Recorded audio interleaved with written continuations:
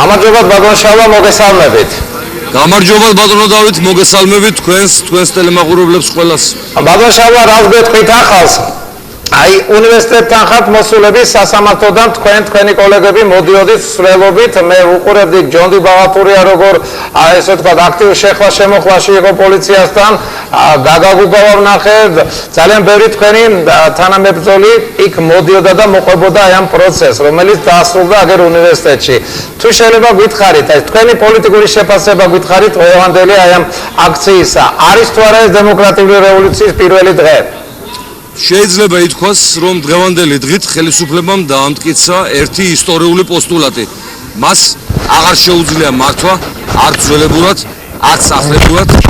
მას აღარ შეუძლია ადამიანებთან ნორმალური დიალოგის, პოლიტიკის გზით, ფსიქოლოგიური დადებითი გაგებით ზემოქმედების ბერკეტები ამოეწურა და გადავიდა შიშველ ძალადობაზე და ეს ნიშნავს, რომ მათ დაიწყეს თავიანთი დასასრული და დღეს ეს გზა რომელიც გამოიარა ხალხმა ქალაქის სასამართლოდან აღმაშენებლის ძეგლის გავლით უნივერსიტეტის ეზომდე ჩვენი ცოდნის ტაძართან ჩვენი წინაპრების საფლავთან აი აქ არის ამის მაჩვენებელი საქართველოში იწყება გაზაფხული ანუ ივლისში იწყება გაზაფხული ვფიქრობ ეს პროცესი მიგვიყვანს აი იმ საოცნებო დღემდე რის თაობაზე თქვენ სტუდიაში არაერთხელ საუბრობდით რომ სააკაშვილის ხელისუფლება ჩაბარდება ისტორიას და საქართველოს ხრებში გაიშლება.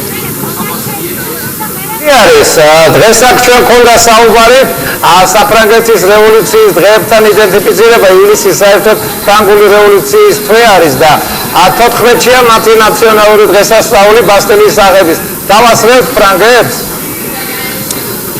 ჩვენი ასაღებით ციხე უნდა ავიღოთ ეს ციხე აი იქით არის აი კანცელარია ის იქნება ჩვენი ბასტილია ფრანგებმა თავიანთ საქმეს მიხედეს და ძალიან კარგი შედეგებიც აქვთ ჩვენ საქმეს მიხედავ და ფრანგებზე ნაკლები შედეგი არ გვექნება ხალხი მაშინ არსებობდა როგორც კულტურული და სახელმწიფოებრივი ერი როდესაც დღევანდელი ცივილიზებული სახელმწიფოების საერთოდ ისტორიაშიც არ იყვნენ მოხსენებული ასე რომ ჩვენ არავისგან სასწაული არ აქვს რა თქმა უნდა ფრანგებს ვლოცავთ ამ შესანიშნავ დღეს. ბატონ შალვა, შეკითხვა თუ შეიძლება დღეს რადიოში მოვისმინე, გავრცელდა ინფორმაცია, რომ თქვენ ხვალ წავდიხართ ვაშინგტონში. გავრცელდა ინფორმაცია, რომ თქვენ ხდებით ამერიკის შეერთებული შტატების ადმინისტრაციის თითქმის პირველ პირებს. აი დღევანდელ განწყობას გაიტანთ იქ? დამერწმუნეთ, რომ ჩემი ჩასვლის გარეშეც ვაშინგტონში ყველა ინფორმაცია ხელზე აქვთ და ამ ხელისუფლებას არა მარტო საშინაო არამედ საერთაშორისო არენაზე მალე მოესწრობა მოქმედების და მოღვაწეობის საშუალებები.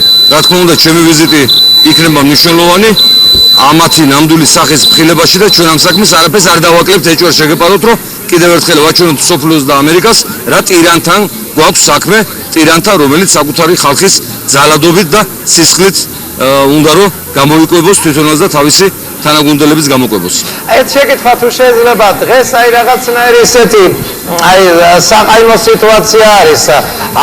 ხელისუფლებამ ვერ შეძლო თქვენი ესე ვთქვათ იზოლირება. ძალიან ცუდად ისმის, ძალიან ცუდად ბატონო დავით. მოკლედ შეგეკითხებით. დღეს გაწონასწორება არის დემოკრატიული ძალებისა და ამ ავტორიტარული რეჟიმისა. თქვენ როგორ თვლით ამ დღეებში შეიძლება გადაიწონოს სასწორი? ვერ არის მის ბატონო დავით ეგება მოკლედ მითხრათ უფრო ისეთი შენელებული ტონით. მაშინ თქვენ რასენით აი ამ დღეებში როგორ განვითარდება მოვლენები? ნუ პერმანენტული აქციები გაგრძელდება მანამდე სანამ არ მოვიცინებთ ამ დესპოტ სააკაშვილის ხელისუფლებიდან. დიდი მადლობა. კარგად ბრძანდებოდეთ. დიდი მადლობა ბატონო აკაკი დასანანია რომ ბატონმა შალვა ვერ მოისმინა